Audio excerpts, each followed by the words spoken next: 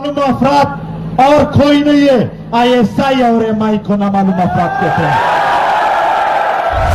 हमें किसी और शक्ल में इस्लामाबाद आने पर मजबूर न करो।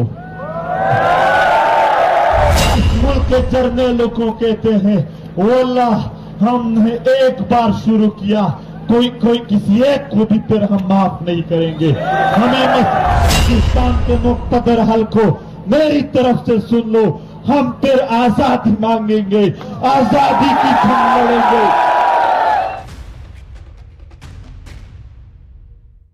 इस्लामाबाद की सड़कों पर लाखों की भीड़ और भीड़ के हाथों में अफगानी झंडे। पाकिस्तान के लोग अपनी ही फौज को 1971 में भारत के हाथों मिली शर्मनाक हार की याद क्यों दिला रहे हैं? क्या पाकिस्तान के टूटने की शुरुआत हो चुकी है?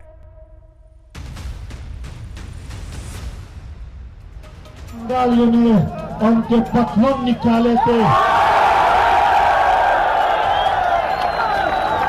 अगर पख्तून और बलूच उनके छमड़े निकाले जा रहे हैं। जो असल दहशतगर्द है वो GHQ में बैठे हुए हैं। ये जो दहशतगर्दी है,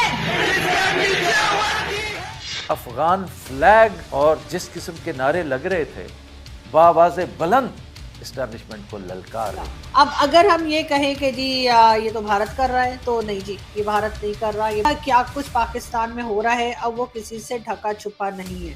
0 पॉइंट पे इस वक्त पाकिस्तान खड़ा है।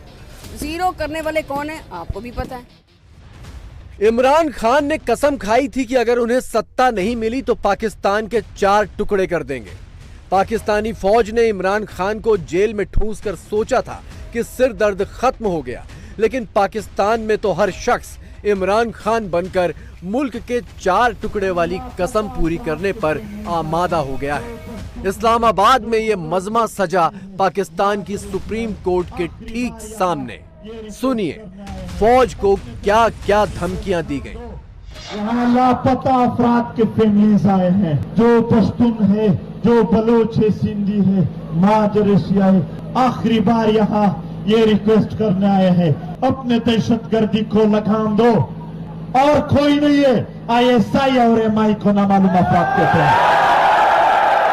मुल्क के जर्नैलों को कहते हैं, वल्लाह हमने एक बार शुरू किया, कोई किसी एक को भी फिर हम माफ नहीं करेंगे। पाकिस्तान के मुक़्तदर हल्को मेरी तरफ से सुन लो, हम फिर आजादी मांगेंगे, आजादी की जंग लड़ेंगे। या आपने जिंदगी का हक देना होगा या आजादी की जंग होगी। बीते 2-3 दिनों से पाकिस्तान का सोशल मीडिया इस्लामाबाद से उठे नारों, इन तस्वीरों और इन वीडियो से पट गया है। पाकिस्तान के खैबर पख्तूनख्वा, बलूचिस्तान और सिंध से आए मर्दों और औरतों ने पाकिस्तानी पंजाब में डंके की चोट पर यह ऐलान कर दिया कि पाकिस्तानी फौज ही उनकी असल दुश्मन है।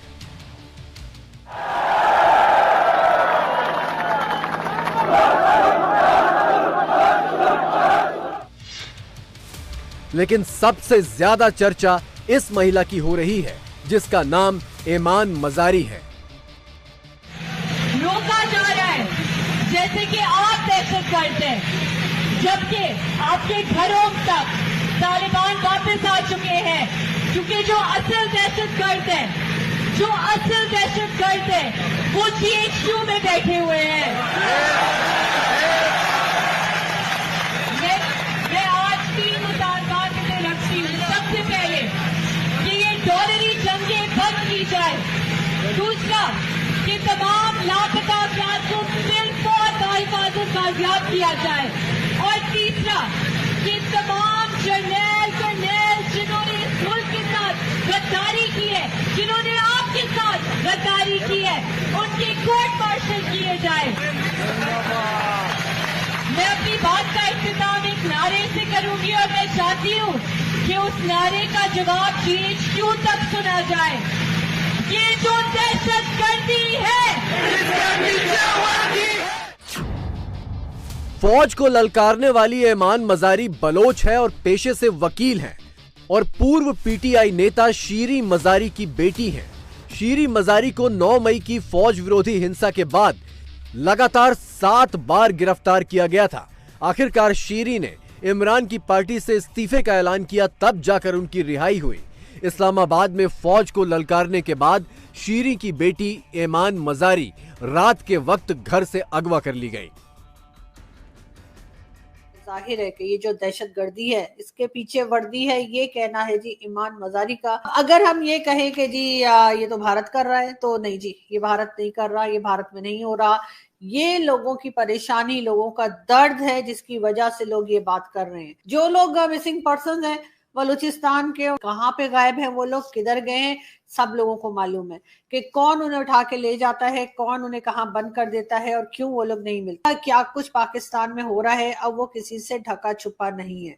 हम दुआ करते हैं कि ईमान मजारी खैरियत से रहे, क्योंकि जिस तरह से बढ़ बढ़ कर वो बात कर रही हैं और बिल्कुल बोल्ड तरीके से सामने आके बात कर रही हैं, तो जाहिर है जो पाकिस्तान की हिस्ट्री रही है, जो पाकिस्तान में होता रहा है, उसको देखते हुए थोड़ा डर लगता है उनके लिए। पाकिस्तान के बलूचिस्तान, खैबर पख्तूनख्वा और सिंध में आजादी के आंदोलन लंबे अरसे से चल रहे हैं। बलूचिस्तान और सिंध का झुकाव भारत की ओर है, लेकिन आईएसआई और पाकिस्तानी फौज बांग्लादेश की तर्ज पर यह आंदोलन कुचल रही है। आवाज उठाने वाले लोग और आंदोलनों के अगुआ एक के बाद एक गायब होते जा रहे हैं। 20 सालों में 8000 से ज्यादा लोगों के गायब होने की रिपोर्ट दर्ज है, लेकिन असल तादाद इससे बहुत ज्यादा है।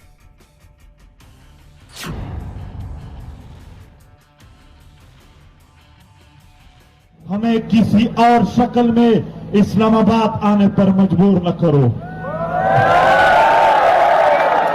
अगर ये जर्नल ना इन मानते हैं, न इस्लाम मानते हैं, न रवायात मानते हैं, सिर्फ बदमाशी मानते हैं, तो फिर हमारे पख्तूनों का तारीख सुनो कि बदमाशों का हम क्या हाल बनाते हैं।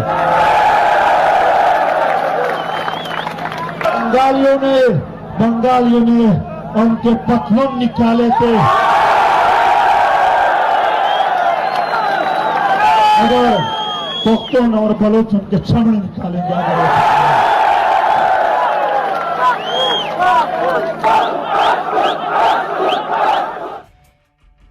खुद पाकिस्तानी जब अपनी फौज को 1971 की जंग में भारत से मिली करारी हार की याद दिलाने लगे, तो समझिए कि अब पाकिस्तान का अंत नजदीक है। पाकिस्तान के टुकड़े टुकड़े होने का जश्न इमरान भले ना मना पा रहे हों, लेकिन उनके 2-4 बचे खुचे सिपहसालार बेहद खुश हैं।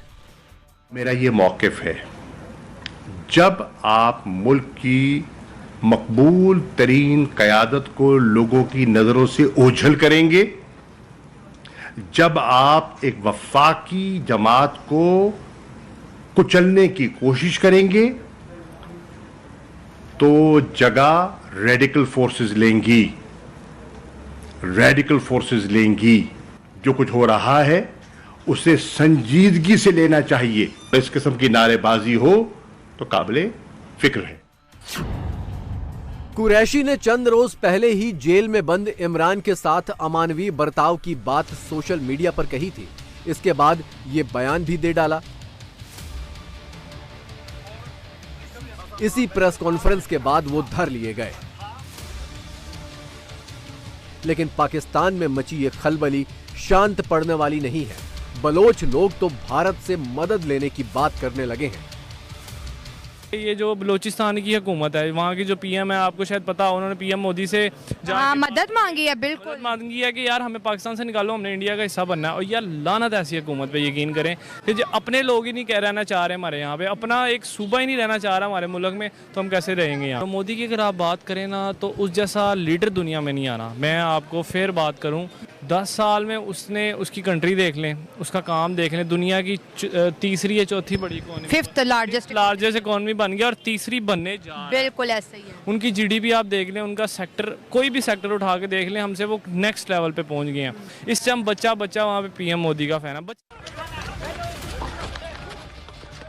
इस्लामाबाद में जब नाक कटी तो पाकिस्तानी फौज ने यहां भी वही सूरत दिखा दी जो बलूचिस्तान या सिंध या खैबर पख्तूनख्वा में दिखाती है। लेकिन बलोच, पश्तून और सिंधियों की फौज के हाथों दुर्गति की सच्चाई अब पाकिस्तान के पंजाबियों को भी समझ आने लगी है। जी हमारी बदकिस्मती है कि हम ये 70 साल दौर में इन हुक्मरानों के पास मतलब हमारी ज़िंदगी गुजर रही है, तो हमने तो भूख अफलास के अलावा कोई चीज़ हमने अचीव नहीं की। पाकिस्तान ने इन 76 सालों में अचीव क्या किया? सवाए बुराइयों के और कुछ भी नहीं अचीव किया। यहाँ गुर्बत, प्यास, भूख, ठीक है, नाच रही है, गा रही है, दरवाजे खड़का रही है, इसके अलावा कुछ भी नहीं है यहाँ पे। कुछ भी नहीं दिया, जीरो पे खड़े हैं हम लोग। कितनी महंगाई कर दी है? महंगाई इतनी हो गई कि ट्रिपल। क्या कह रही है? मैंने कहा इतनी महंगाई कर दी है कि लोग जो है यहाँ से आउट ऑफ कंट्री जा रहे हैं, दुबई जा रहे हैं, लोग यहाँ से भाग रहे हैं। क्या किया है बताएं मुझे, पाकिस्तान कहाँ जा रहा है? सबसे ब्लैक लिस्ट में आ रहा है पाकिस्तान। अवाम तो दुखी हो रही है, अवाम तो भाग गई है यहाँ से, कुछ भी नहीं है। 0 पॉइंट पे इस वक्त पाकिस्तान खड़ा है। जीरो करने वाले कौन है आपको भी पता है। पाकिस्तान के सूरत हाल की एक और दिलचस्प तस्वीर देखिए।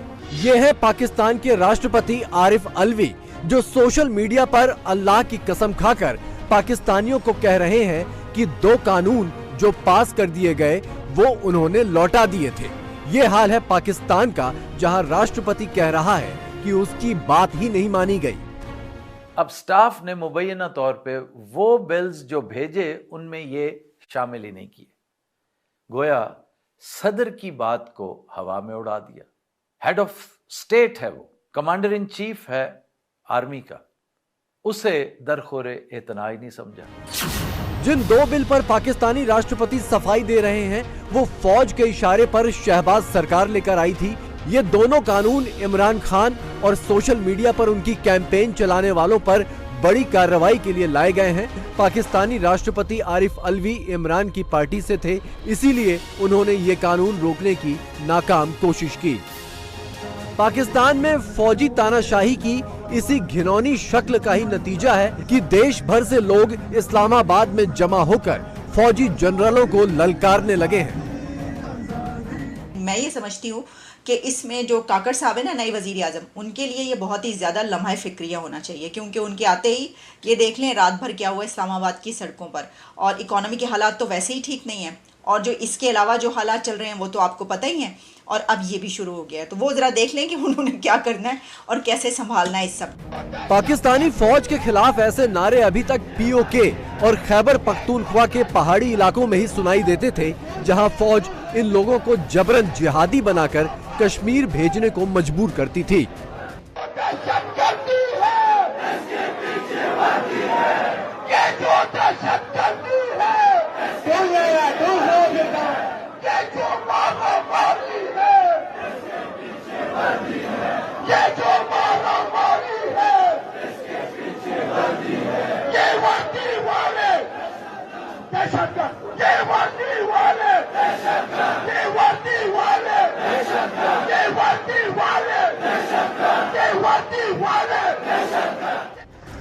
लेकिन पाकिस्तानी फौज की करतूतों का फल पहाड़ों से उतरकर इस्लामाबाद तक पहुंच गया है। ये जो दहशतगर्दी है, इसके पीछे वर्दी है। इस्लामाबाद में फौज को खुली चुनौती देने वाले इस शख्स का नाम है मंजूर पश्तीन।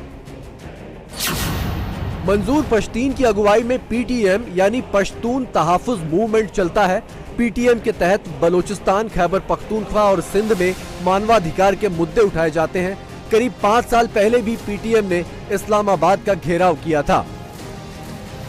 जम्मू कश्मीर से धारा 370 हटाने के वक्त पाकिस्तान में जिहाद की बातें बहुत तेज थी। ऐसा ही एक सवाल मंजूर पश्तीन से भी पूछा गया था। मंजूर का जवाब बेहद दिलचस्प था। कश्मीर के लिए ऐलान होता है कि जिहाद फर्ज हो गया, आप लोग जाएं, तो आप अपनी टीम को लीड करेंगे? एक तो हम पश्तूनों ने बहुत सारे जिहादों में हिस्सा लिया है और हम बहुत सारे शहीद हो गए हैं, तो हम नहीं चाहते कि हमारे साथ दीगर बिरादरी जो हैं वो बेचारे इस बड़ी नेमत से महरूम हो जाए। हम इसका मौका बाकी बिरादरियों को भी देंगे कि वो भी जन्नत हासिल करे। हमने लड़ने के लिए 7-8 लाख फौज भी बिठाई है, उसको हम टैक्स भी देते हैं, वो बिल्कुल जाएं लड़ें, बिल्कुल लड़े। इनकी तरबियत पूरी उम्र इसी चीज का हुआ है। कश्मीर में जिहादी घुसाने का पाकिस्तानी फौज का एजेंडा फेल होने के बाद उसके अपने ही लोग इस्लामाबाद और रावलपिंडी को निशाने पर लेने को तैयार हैं। बड़ा धमाका कभी भी हो सकता है। इंडिया टीवी हर वक्त हर जगह डाउनलोड करने के लिए सर्च करें India TV news Google play store या ऐप स्टोर पर।